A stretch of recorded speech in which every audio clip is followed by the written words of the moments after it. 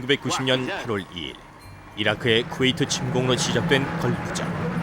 그런데 당시 외국인을 인질로 억류하고 있던 이라크에서 필사적인 탈출이 있었다. 탈출의 주인공은 생후 6개월밖에 안 된 여자아이.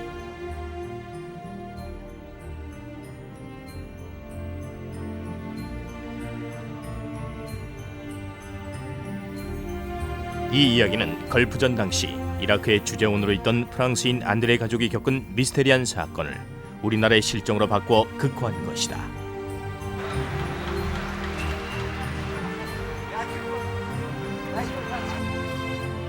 당시 형석은 가족과 함께 이라크에 파견 근무를 나와 있었다.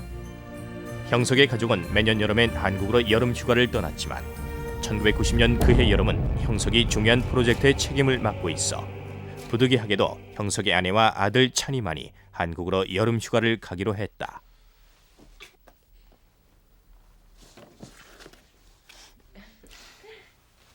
엄마! 양말 여기 있어. 고마워. 찬이야, 한국에 가니까 그렇게 좋아? 응, 빨리 할머니 보고 싶어. 당신 혼자 혜지 잘 볼 수 있겠어요? 걱정하지 마. 응? 아니 근데 지금 당신 나를 못 믿는 거야? 형석의 아내는 어린 딸 걱정을 떨쳐버리지 못했다.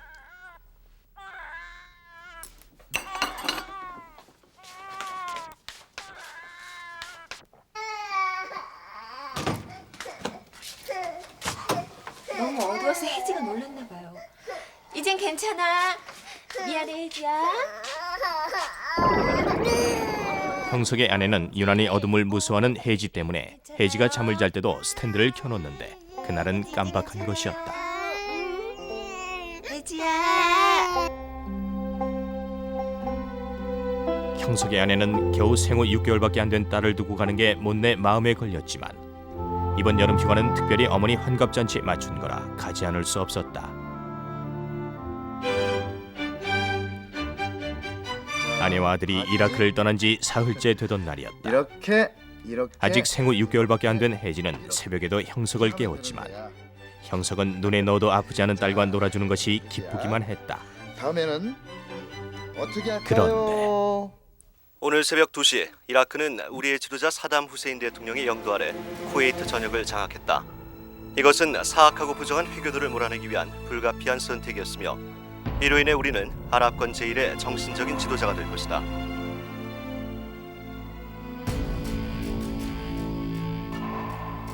사담 후세인 대통령은 미군이 아랍 땅을 떠나고 이라크에 폭격을 가하려는 움직임을 멈출 때까지 현재 이라크에 있는 서방 외국인들의 출국을 금지하겠다는 결단을 내렸다. 외국인 출국 금지 조치는 아랍의 평화를 빠른 시일에 회복하기 위한 불가피한 조치다. 따라서 이 조치를 어기는 이라크인은 가혹한 처벌을 받게 될 것이다. 그것은 이라크에 거주하고 있는 외국인들을 인질로 삼겠다는 선포였다. 왜? 도대체 왜 출국을 할 수가 없다는 거예요? 당장 출국을 할 수 있게 해주시오. You cannot leave my country. 난 민간인이요. 그리고 한국 국적을 가지고 있단 말이요. 당신 나라가 그런 나를 억류시키자고 생각하시오? 이 전쟁이 도대체 나하고 무슨 상관?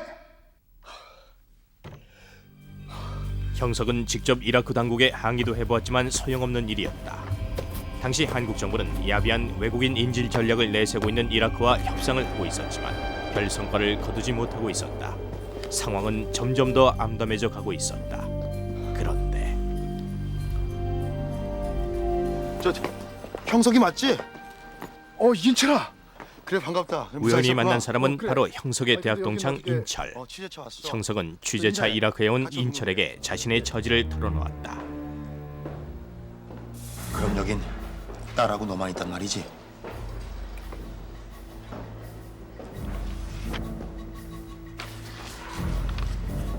미국이 곧 바그다드를 폭격할 거라는 소문이 돌고 있어.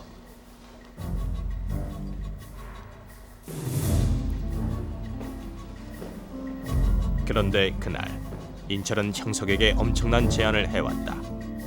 형석딸 혜지를 탈출시키자는 제안. 아직까진 감시의 대상에서 자유로운 외신 기자의 신분인 인철. 인철은 그런 자신이 혜지를 데려나가겠다고 했다.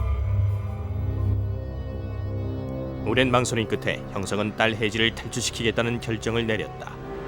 이젠 외국인을 총살할 거라는 흉흉한 소문까지 돌고 있는 이라크. 이런 위험한 곳에 딸 혜지를 둘 수는 없었다.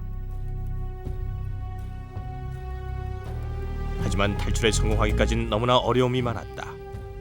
우선 철저히 도청이 되고 있는 상황이라 탈출 계획이 누출되지 않도록 해야 했다. 또한 탈출 과정 도처에 깔려있는 위험은 언제 어디서 터질지 모르는 지뢰 같은 것이어서 완벽한 탈출 계획을 세워야 했다.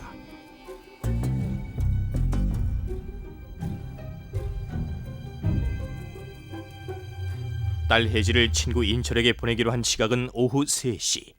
시간이 다가올수록 불안감과 초조함은 점점 더 극에 달하고 있었다.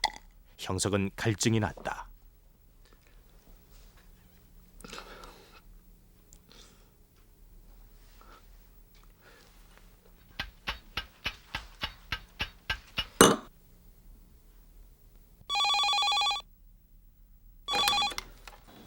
여보세요?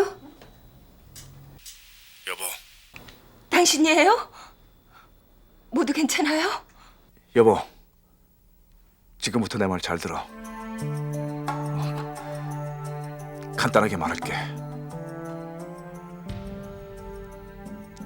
당신에게 세상에서 가장 소중한 것을 보낼 거야. 가장 소중한 것이라고요? 세상에서 가장 소중한 것. 여보! 그것은 바로 사랑하는 딸 혜지를 가리키는 암호였다. 여보세요? 형석은 딸 혜지가 험난한 여정에서 다치지 않도록 가방에 될 수 있는 한 옷가지들을 잔뜩 넣고 딸 혜지를 가방 안에 조심스럽게 넣었다. 목숨을 담보로 한 탈출 계획. 그는 마음속으로 딸 혜지를 살려달라고 수없이 빌고 있었다.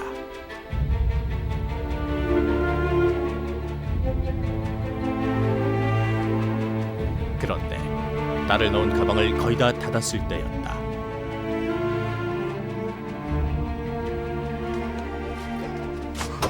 너무 어두워서 혜지가 놀랐나 봐요. 이제 괜찮네. 혜지 이제 괜찮아요.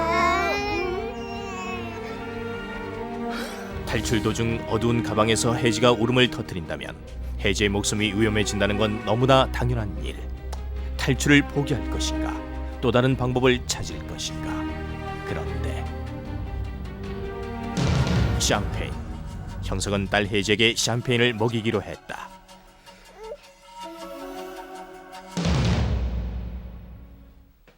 원래 약속 시간은 3시. 형석은 벌써 도착했어야 했다. 그런데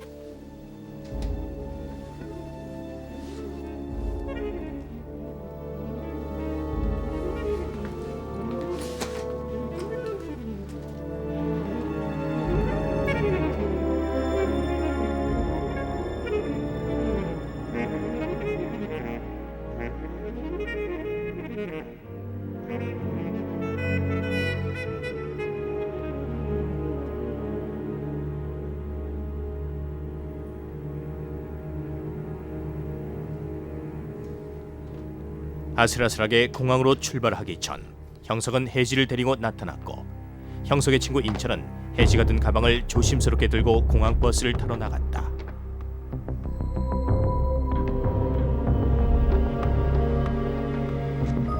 그런데 أستطيع أن أحمل حقيبتك.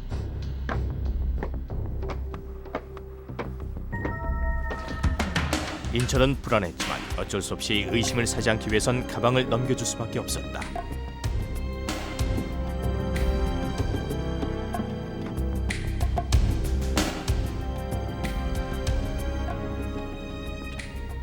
괜찮겠지?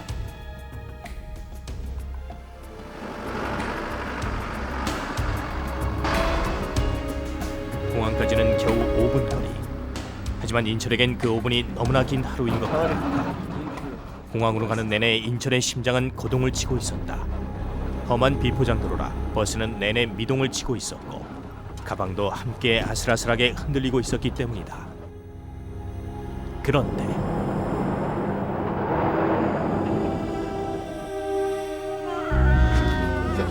스탑!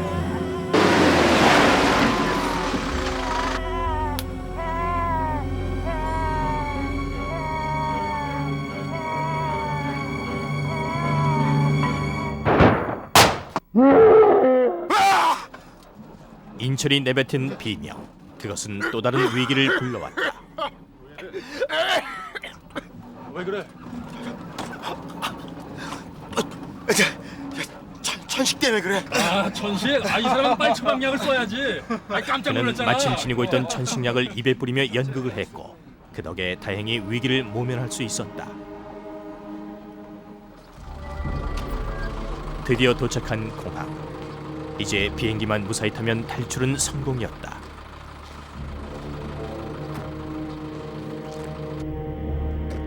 그런데 어딘지 모르게 공항엔 심상치 않은 분위기가 감돌고 있었다.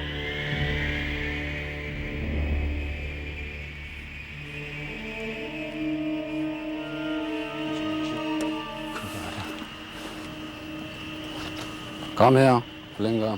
Go. 인철과 동행 기자들이 가게 된 곳은 출국 검사장. 그곳에선 가방에 먼지까지 털어내듯 철저한 검문이 행해지고 있었다. 정말이지 예기치 못한 일이었다. 입국할 때만 해도 외신 기자에 대해 이렇게까지 검문이 철저하지 않았기 때문이다. 하지만 피할 수 없는 상황이었다. Next. 인철은 죽음의 그림자와 함께 탈출 계획이 수포로 돌아가고 있다는 생각을 했다. 앞으로 벌어질 무서운 일들이 너무나 선명하게 떠올랐다. 절망, 그리고 두려움의 순간이었다.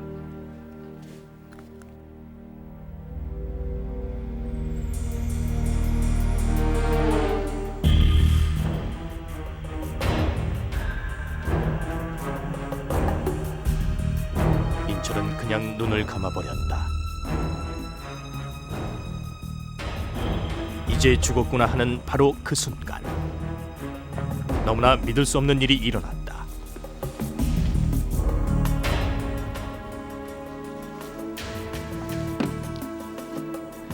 Pass.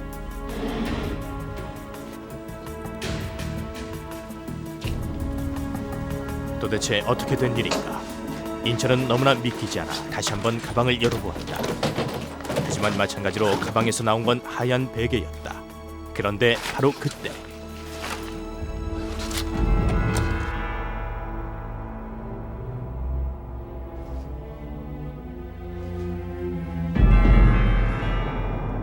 돌뿌리에 버스가 크게 요동을 치던 순간 굴러떨어진 가방은 해지가 들어있던 가방이 아니었다.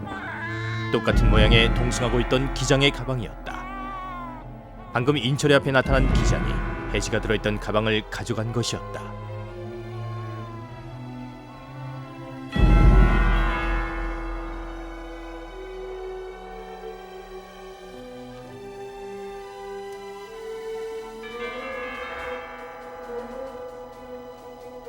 기장은 인철의 앞에 해지가 들어있는 가방을 놓아주며 이젠 자신의 가방을 조용히 가지고 갔다.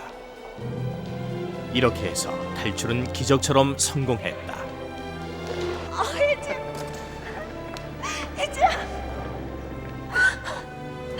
세상에서 가장 소중한 선물 딸 혜지를 받아 안고 눈물을 흘리는 혜지의 어머니.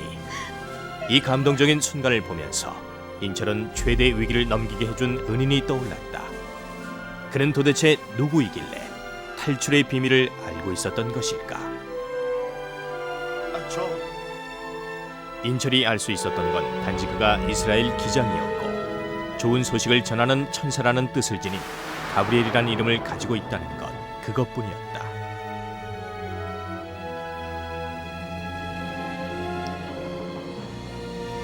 천사와 같은 미소를 남기고 돌아서간 가브리엘 기장. 그런데 더욱더 놀라운 일은 이스라엘 어느 항공사에도 가브리엘이라는 기장이 없었다는 것이다. 그렇다면 가브리엘은 정말 이 세상에 존재하는 수호 천사는 아니었을까? 성경에 수호 천사로 등장하는 가브리엘, 그리고 가브리엘이라는 이름의 기장. 혹시 그 기장은 혜지의 수호 천사는 아니었을까요? 기적처럼 탈출에 성공한 날, 형석은 이 날을 해지의 제2의 생일로 정했고 해지의 세례명도 가브리엘이라고 정했다고 합니다.